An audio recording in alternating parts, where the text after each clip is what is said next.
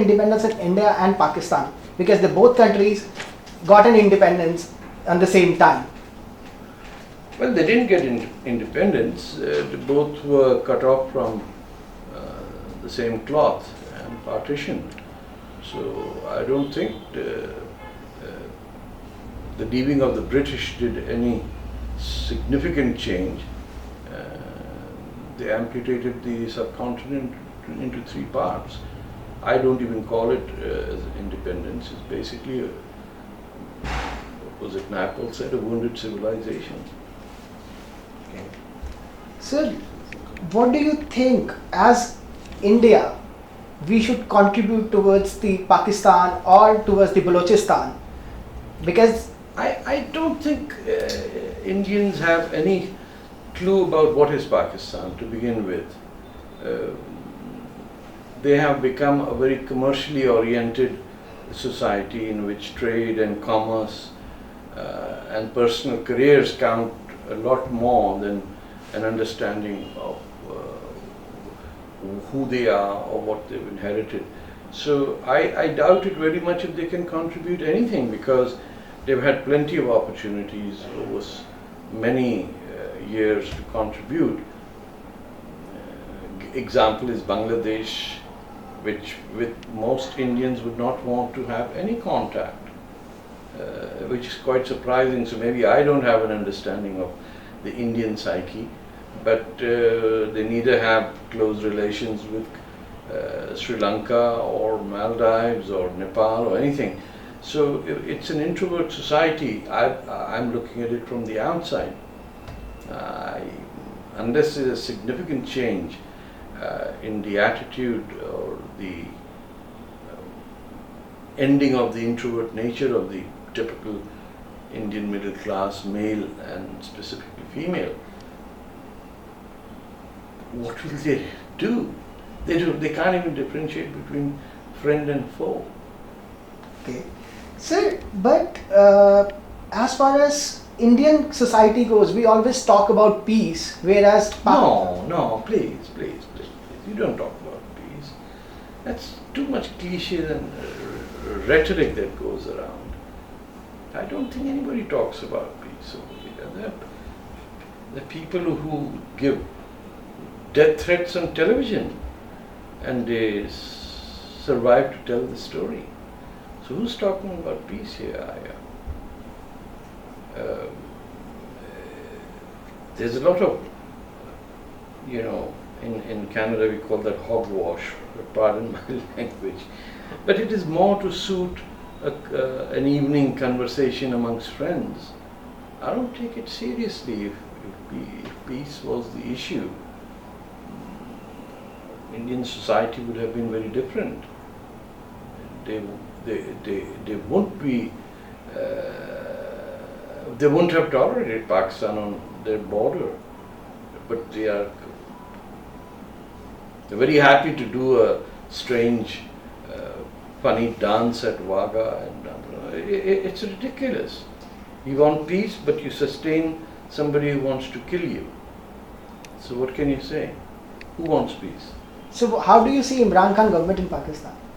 Are they going to? It's not an Imran Khan government. It's a military government that is fronted by someone who, I broadly speaking, I've noticed admiration of Indians. I'm absolutely flabbergasted, and that is why I feel that Indians need to take over their own self-respect.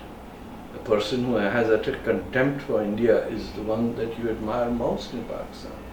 The people in Pakistan who have some affection towards Hindustan, I think the Indians shrug them off.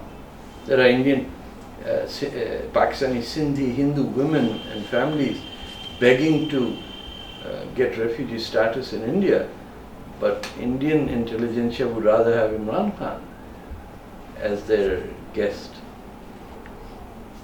Sir, but don't you think the time has changed over the period? That Pakistani may have thought differently about the peace, about the friendship with the Indians and with the India? That's your delusion. That's not Pakistan is has clarity. The Pakistani and many of the Pakistanis who call India their home, who live amongst you, they're very clear that their destination is the destruction of Hindustan and the elimination of Hindus from the surface of earth, which is the ultimate goal of every Muslim, which is Ghazwa Hind. But if you prefer not to hear that, that's your delusion. It doesn't you don't get this in MBA courses, or your IT generation doesn't give a damn where they go, what happens to the country. They're primarily loyal to their employer. On the other side, everybody is committed to the elimination of all Hindus, and unless they become subservient and pay jizya, and the wiping out of the last ancient civilization. That's their goal. But then they don't teach this as IITs, right? So, but you have written a book called Hindu is Not My Enemy. I'm writing it. I haven't written it Yeah. yet. So, Yes. so, and you have written a book called Jew is Not My Enemy. Right. So, how do you feel that is Muslims are against India completely? Who was even settled down in India long back, and now they. If they were not anti-India, they would have Indian names. I've never met a Muslim with an Indian name. They have Arab names, right? But sir, that's what they have in their book. What book? Maybe in Islam. Nobody changed the name in Arabia. So why? All the Arab Muslims have Arabic names. All the Turks have Turkish names. Who are these? Some special delicacies imported from Arabia? There's not one Indian I know. Even the atheist Muslims keep Arab names. So there's a serious identity crisis. But sir, as far as my knowledge goes, even in abroad, even in Canada, Muslims have their own names. Like as Indian Muslims kept their names. What is Ibrahim? What is a Muslim name? A name? Does a name go to worship somewhere? No. Like a name is not an entity. A name is a label, right? Right. So, why would a European have an African name? An identity is you can only be comfortable in who you are. If you haven't yet understood why there's a disjoint between people who choose to have non-Indian names as specific markers to differentiate them from the milchas that they think, that each other thinks of who they are, then I'm sorry, your intelligentsia has completely failed you. In fact, it has. That's clear. I'm quite clear on that.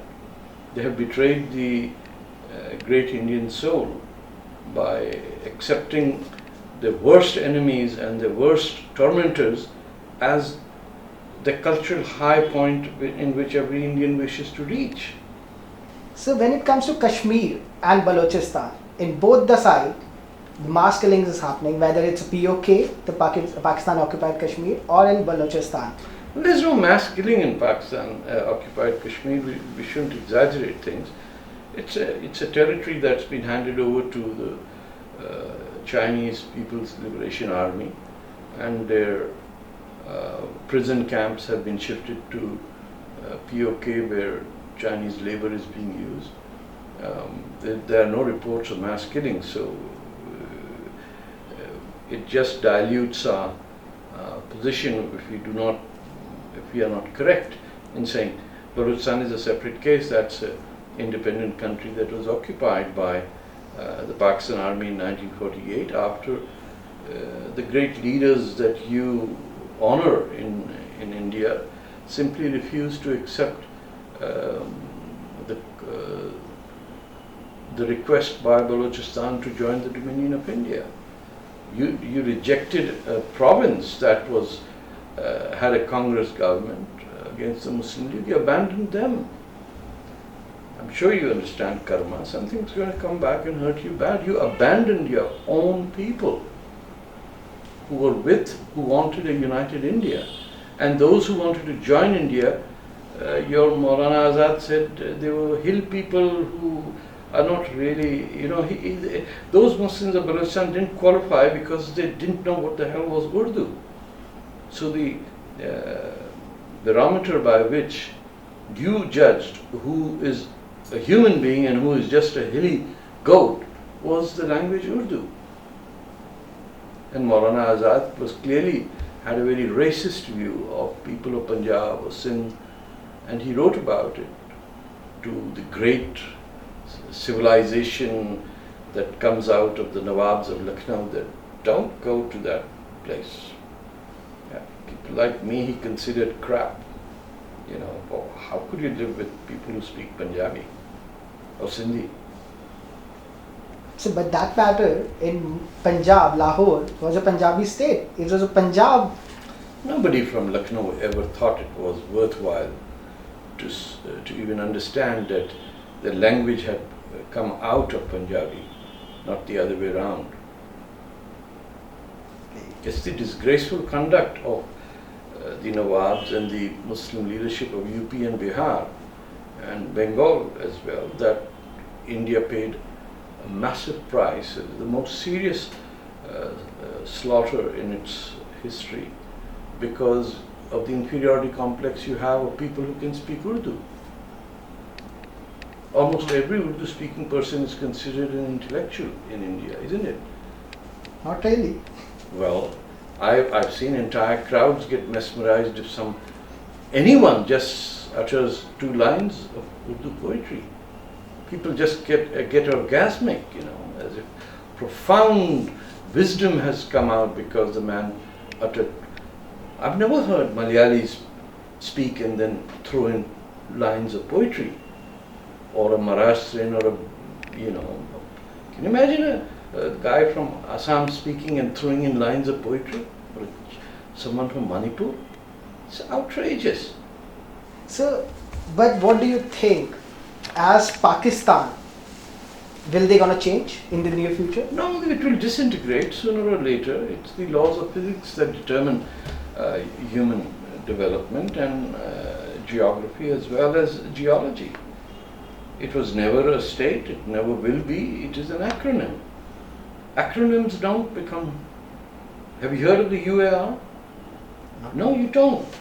It was a country involving 3 different, same language and same race. Yemen, Egypt and Syria. But you don't, even your dad won't remember it, right? And you might have heard of the USSR. Yes. Yeah, but you're not asking what happened to it. About a dozen republics came out of it. Yugoslavia doesn't exist. Acronyms, and these were still acronyms or some collection of multilingual places. This is an absurdity. There has been no link between the Baloch or the Punjabi ever. So, or the Bengali for that matter. To put a Bengali and a Balochistan in one country, what absurdity. What sort of a misfortunate person, what mentality would accept that, other than Maulana Azad and Mr. Nehru and Gandhiji and all those people who thought that people on the edges are maybe ruffians, Bel bakri hai idhar, pata nahi, pahadi bakri hai idhar, inko Urdu nahi aati, how do we deal with them? But that's your decision you made. But sir, you have said in the past interview that when Modi government came in power in 14, Balochistan people has admired that the people of, Yeah, they thought that somebody who is from the earth would understand, somebody who understands. But I doubt if your civil service bigwigs would even grasp what is Balochistan. They simply you had something in your hand, you just let it go. Because some Aman Ki Asha people came here and just devastated you.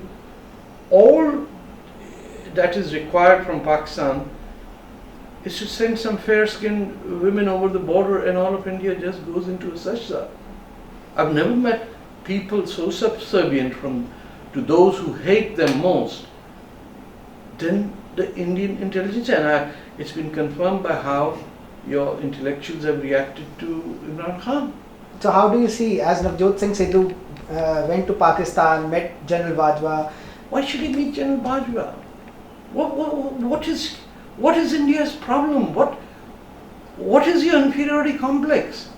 Do you ever let somebody who has murdered you and killed your family, you go to meet them because they're handsome or they're fair-skinned? That's the only reason. No, Sidhu didn't go to meet anyone who was in a Pashtun. He didn't go to meet Nawaz Sharif. He didn't go to meet his daughter who's in prison. He was just overawed by a barrel-chested man who had fake tin medals, and he came back like an idiot, embarrassed and hated by people in both countries. One would like to use him as a Khalistani front, the others will just rejected him. But given a chance, if he dropped Sidhu, there would be 10 more people to take the place. So then, what is the solution for Balochistan? They will fight for their independence, and they'll be just in a blip of time. How do you see Indian can participate then? As Indian government? India doesn't have the will. Neither Indian people nor the Indian government have the will or the sense of self-respect to stand up for what is essentially theirs. If you can't respect one of the oldest temples of Hinduism in Balochistan, which we call Nani Ka Mandir, if you cannot respect and feel the loss of Ram's son's twin cities, then what does one expect from you? You only want an MBA, or you want an IT degree, or you want a wife who is fair and lovely. Your Sunday newspapers are an embarrassment in front of the whole world in the English language. The adult young men who ask their mothers to get them wives, you think such people can? I would be ashamed to ask my mother, Mom, I want to get me a girl, I'm getting horny. That's essentially what they're saying. But she has to be white. Forget about Balochistan. You can't even get a girlfriend unless she's from the right caste, right? India is a country who has caste, who has creed, and live with it. Then live with it. We know of that school in UP, in a poverty-stricken area. Out of 36 students, 32 refused to eat lunch because the meal was prepared by a Dalit and the food was thrown. And the state provided that food, and nobody is upset. Those parents should have been charged with hate crimes. But sir, you wait for a rape victim to file an FIR. Can you imagine that a woman who's been raped is being asked, "Jai bhai, police station mein FIR katwa ke laaye." You can live with that. You can live with that. You live with Pakistan. They'll keep cutting your soldiers. They'll keep bleeding you. You'll keep asking for cheaper onions and cement, and they will supply you, and you'll live happily ever after. All your Kshatriyas are dead after fighting for 800 years. Now it's time for the traders. But sir, it's not about that. The peace conversation which ever happened in Vajpayee's time, in Manmohan Singh's time. What are you talking about? What peace? They occupy your country and you talk of peace? The only time you get upset is when Reader's Digest prints the map and every brave Indian is outraged. Why? Because it's a magazine, it can't hit you. Pakistan occupies it and you want to have talks. I dare you to tell Reader's Digest we're going to have talks on that. No, you told Al Jazeera, get out of here. They came back and they gave you a guarantee we will never show the map of Pakistan occupied Kashmir as part of India. But you're so happy to give it to Pakistan that Pakistan then sells it out to China. And you still say. How do you see, as Pakistan occupied Kashmir, what is the solution? How we can get it back? I can use language which would not be welcome online, but you need to have some balls to do that. You were so scared in Kargil that you didn't ask your Air Force not to cross the line of control. That when there was no Pakistan army and they ran away, you came back to watch the latest Hollywood or Bollywood movies. They just returned. You liberated Bangladesh and gave the war criminals to Pakistan as a gift because none of your officers could speak Bengali. You didn't have a Bengal regiment, right? You didn't even have a brigadier who could speak to the Bangladeshis. All your Caucasians are UPites and Biharis who speak Urdu and also speak Bangla. You abandoned the people you liberated. You sucked up to the people who killed 3 million people. And you're asking me that question? This is fundamental shift in the Hindustani self-respect that I think I find in the women of India but not in the men of India. I've never met a woman who's not clear-headed. I've never met an Indian man who's not soggy and wants... I don't know what you guys are looking for. If you are Indian nationalist, then Peshawar is yours. If you are Hindu nationalist, then Lahore is yours. If you are Sikh nationalist, then Nankana is yours.